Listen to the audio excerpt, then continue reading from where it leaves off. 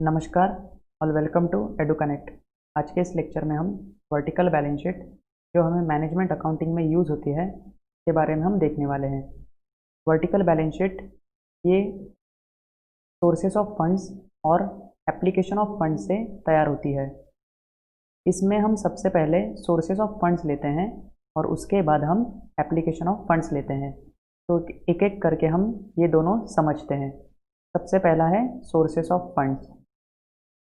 Funding का मतलब है act of providing financial resources to the finance and business और ऑर्गेनाइजेशन। कोई भी बिजनेस फंड के सिवाय ज़्यादा देर तक सरवाइव कर नहीं सकता और इसीलिए बिजनेस को फंड्स की ज़रूरत रहती है। सबसे पहले जब हम बिज़नेस स्टार्ट करते हैं, बिज़नेस स्टार्ट करने के लिए हमें फ़ंड्स की ज़रूरत रहती है और ये फ़ंड्स हमें कंपनी के प्रमोटर्स, कंपनी के शेयर होल्डर्स प्रोवाइड करते हैं। तो हमारे जो फंड्स हैं, फंड्स का मतलब है मनी, जहाँ से हमें पैसा मिला हुआ है और ये पैसा जिन सोर्स से मिला है इसे हम सोर्सेज ऑफ फंड्स में लेने वाले हैं। It includes share holders fund and loan fund. Sources of funds में दो प्रकार के फंड्स आते हैं। सबसे पहला फंड है शेयर होल्डर्स फंड और दूसरा फंड है लोन फंड। इसमें पहला फंड है शेयर होल्डर्स फंड। इसे प्रोप्राइटर्स फंड या ओनर फंड भी कहा जाता है। शेयर होल्डर जिसका मतलब है जो व्यक्ति कंपनी के शेयर्स परचेस करता है, उस शेयर होल्डर को हम कंपनी का मालिक कहते हैं और वो मालिक, उस मालिक ने कंपनी को जो पैसा दिया हुआ है या कंपनी के जिस बैलेंस पे शेयर होल्डर का क्लेम है, उस पैसे को हम शेयर होल्डर्स फंड कहते हैं। वैसे ही दूसरा लोन फंड, कंपनी ने आउटसाइडर्स से जैसे बैंक, फाइनेंशियल इंस्टीट्यूशंस या पब्लिक से अगर कोई प्रकार का लोन लिया हो तो उसे हम लोन फंड में लेंगे, तो इसे हम कहते हैं ओन फंड और ये है हमारे ओड फंड या बोरोड फंड। तो इन मेन दो सोर्स से हमें बिजनेस के लिए फंड्स मिलते हैं और इसीलिए सोर्सेस ऑफ फंड्स में हमें शेयर होल्डर फंड और लोन फंड इन दोनों को काउंट करना है। उसके बाद अगर हमारे बिजनेस में फंड्स जमा हुए, मतलब हमारे यहाँ शेयर होल्डर्स ने और लोन से हमारे बिजनेस में अगर पैसे जमा हुए तो ये पैसे हम कहीं ना कहीं तो यूज़ करेंगे। इसे हम कहते हैं application of fund. Application of fund में हमें इस क्वेश्चन का आंसर मिलता है, how the funds have been spent.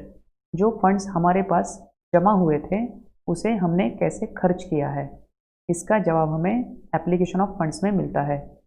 Application of funds में बेसिकली फिक्स्ड असेट्स, इन्वेस्टमेंट और वर्किंग कैपिटल, जिसे दूसरे शब्दों में नेट करंट असेट्स कहा जाता है, ये इंक्लूड होते हैं।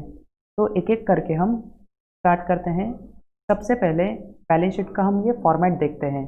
इसे हम वर्टिकल बैलेंस शीट कहते हैं क्योंकि नॉर्मल बैलेंस शीट, हमारी जो ट्रेडिशनल बैलेंस शीट है वो टी फॉर्मेट में है, लेकिन ये जो बैलेंस शीट है ये हमारी वर्टिकल फॉर्मेट में है। तो वर्टिकल फॉर्मेट की जो बैलेंस शीट है इसकी स्टार्टिंग हम सोर्सेस ऑफ फंड से करते हैं। तो सबसे पहले हम बैलेंस शीट के हेड को वर्टिकल बैलेंस शीट लिखेंगे।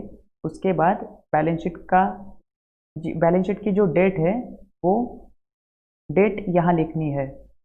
उसके बाद पर्टिकुलर्स और यहाँ अमाउंट के दो कॉलम, कभी कभी हम यहाँ तीसरा कॉलम भी बना सकते हैं। तो सबसे पहले हम देखते हैं sources of fund. Sources of fund में सबसे पहले शेयर होल्डर फंड, और शेयर होल्डर फंड में तीन प्रकार इंक्लूड किए जाते हैं। उसमें पहला है शेयर कैपिटल, दूसरा रिजर्व सरप्लस और तीसरा money received against share warrant. इन तीनों का पैसा जो होता है वो हमें पर्टिकुलर्स कॉलम में, रुपीज़ कॉलम में इनर साइड में लेना है और उसके बाद उसकी टोटल करके ये अमाउंट हमें आउटर लेनी है।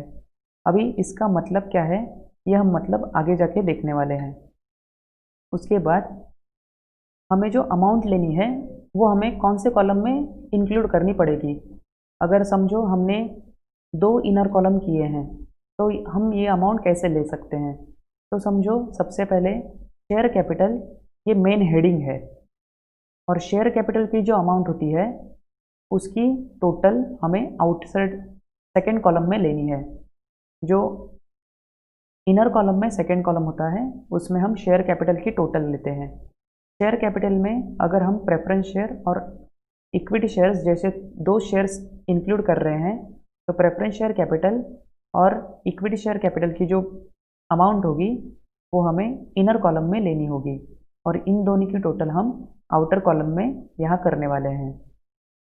उसके बाद लेस अनपेड कॉल्स और कॉल्स इन अरियर्स, इसकी टोटल हमें डायरेक्टली ये जो सेकेंड कॉलम है इससे माइनस करनी है।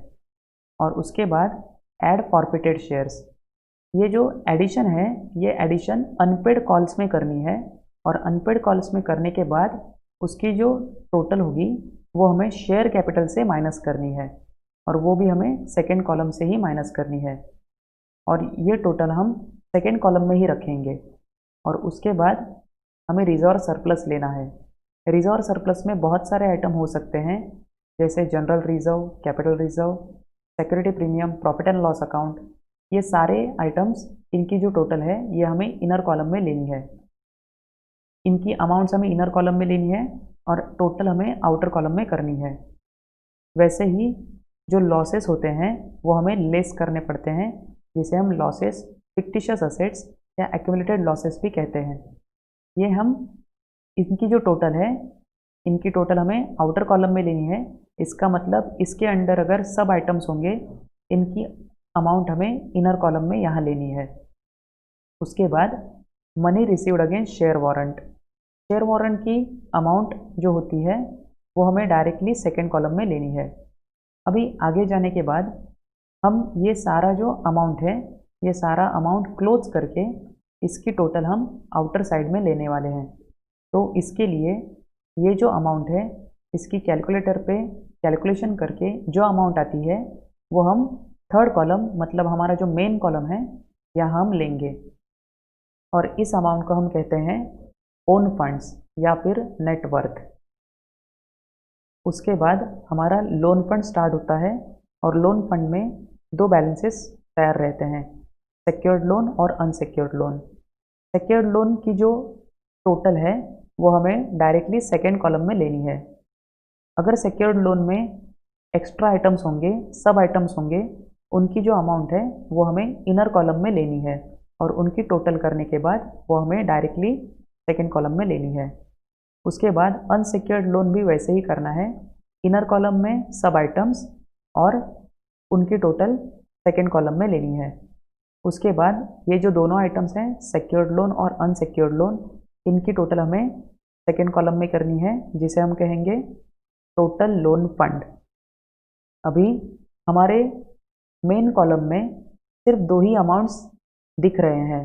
सबसे पहला है ओन फंड जिसे हम नेटवर्थ भी कहते हैं या शेयर होल्डर्स फंड भी कहते हैं और दूसरा अमाउंट है लोन फंड। इन दोनों की जो टोटल होगी वो हमारा होगा टोटल सोर्सेस ऑफ फंड। जो हमारा टोटल सोर्सेस है ये हमें यहाँ से मिलेगा, total shareholders fund and total loan fund is equal to total sources of fund. ये जो पूरा था सोर्सेस ऑफ फंड ये बैलेंस शीट का एक पार्ट था। ये एक पार्ट कंप्लीट करने के बाद यहाँ हमें जो टोटल मिलती है ये टोटल हमें करनी है और उसके बाद हमें दूसरे पार्ट में जाना है जिसे हम कहते हैं एप्लीकेशंस और uses of funds. Uses of funds में तीन पार्ट आते हैं। सबसे पहला है टेंजिबल असेट्स, सबसे पहला है फिक्स्ड असेट्स। फिक्स्ड असेट्स में दो पार्ट आते हैं, tangible assets and intangible assets. Tangible assets में अगर सब आइटम्स रहेंगे तो इन सब आइटम की अमाउंट हमें इनर कॉलम में लेनी है और इनर कॉलम की टोटल हमें सेकेंड कॉलम में, जो इनर कॉलम है सेकेंड इनर कॉलम, उसमें करनी है। वैसे ही इनटेंजिबल असेट्स में अगर कोई सब आइटम है तो उनकी अमाउंट हमें इनर कॉलम में लेनी है और उसकी टोटल सेकेंड इनर कॉलम में करनी है। उसके बाद हमें टोटल फिक्स्ड असेट्स निकालने के लिए ये टोटल टेंजिबल असेट्स और टोटल इंटेंजिबल असेट्स को एडिशन करना पड़ेगा और एडिशन करने के बाद ये जो अमाउंट है ये हमें थर्ड मेन कॉलम में हमें लेनी होगी। जो हमारा मेन कॉलम रुपीज़ का होगा उसमें। उसके बाद इन्वेस्टमेंट, इन्वेस्टमेंट का भी हमें ऐसा ही करना है।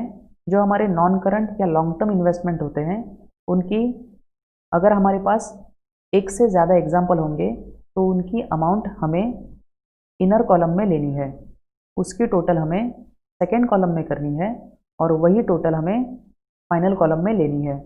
ये हम डायरेक्टली फाइनल कॉलम में भी ले सकते हैं, लेकिन अगर एक्स्ट्रा आइटम होंगे तो उनकी अमाउंट हमें इनर कॉलम में दिखानी होती है।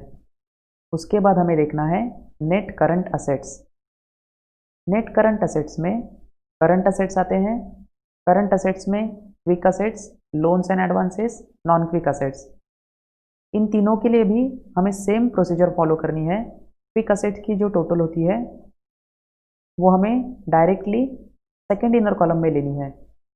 Loans and advances and non quick assets की टोटल भी हमें सेकेंड इनर कॉलम में लेनी है। अगर इनमें से कोई भी पार्ट में एक से ज़्यादा आइटम होते हैं तो उनकी अमाउंट हमें इनर कॉलम में लेनी होती है। और इसके बाद हमें मिलते हैं total current asset.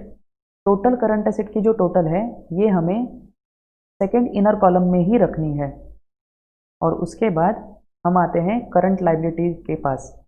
Current liabilities जो सारे होते हैं वो हमें इनर कॉलम में लिख लेने हैं, उनकी टोटल हमें सेकेंड कॉलम में करनी है। और ये जो करंट लायबिलिटी की टोटल मिलती है वो टोटल हमें करंट असेट्स से माइनस करनी पड़ती है, और वो माइनस करने के बाद हमें मिलता है वर्किंग कैपिटल।